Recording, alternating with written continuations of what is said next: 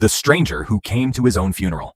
It was supposed to be the saddest funeral in town. Instead, it became the craziest day anyone had ever witnessed. Hundreds of people gathered to say goodbye to 72-year-old Arthur Collins, the richest man in the county. His children cried louder than anyone else. His neighbors praised him. Even the mayor gave a heartfelt speech. Then, the church doors slowly opened. An old man walked in wearing jeans, sunglasses, and carrying a cup of coffee. I hope I didn't miss my own funeral. For 3 full seconds, nobody moved. Then someone screamed, "It's Arthur!"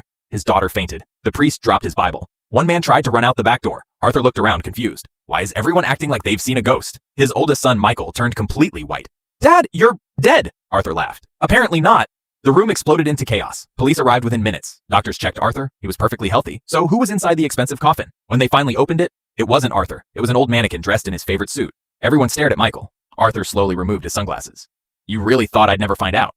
3 weeks earlier, Arthur had overheard his children arguing about who would inherit his fortune. One wanted to sell his house. Another planned to fire every employee at the family business. His youngest son was already shopping online for a Ferrari before Arthur had even died. So Arthur decided to test them. He secretly left town with his lifelong best friend, retired police detective Frank. Together, they created the perfect fake death. Even the funeral director believed it. Hidden cameras were placed everywhere. Every phone call, every argument, every secret meeting was recorded.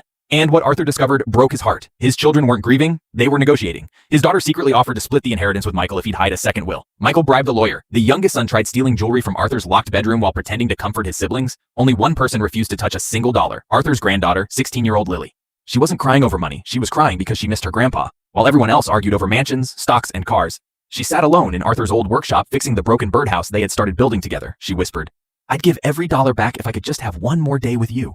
Arthur watched the hidden camera and cried for the first time in years. Back at the funeral, Arthur faced his children.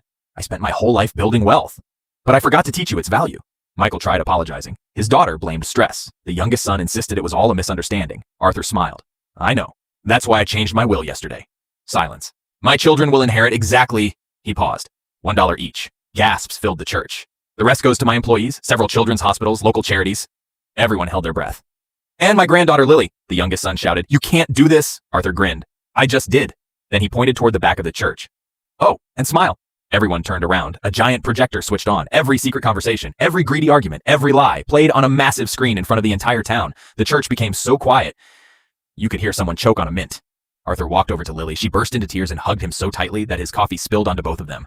Arthur laughed. "Well, this funeral was a lot more fun than I expected."